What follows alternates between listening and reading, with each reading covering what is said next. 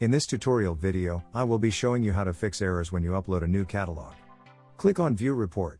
Now, all you need to do is click on the Save button to fix the error. If there is no Save button, you can ignore the error. For example, in this case, this is the error. To fix it, I will simply click on the Save button. Then scroll down and do the same for other errors. In this example, there is an error but there is no Save button. So we can ignore this error. As you see, there is another error that has the Save button. Again, I will click on the Save button to resolve the issue. After you have resolved all the issues, click on the Close button at the bottom. That's all you need to know. Thank you for watching, and don't forget to subscribe and like this video for future tutorial videos.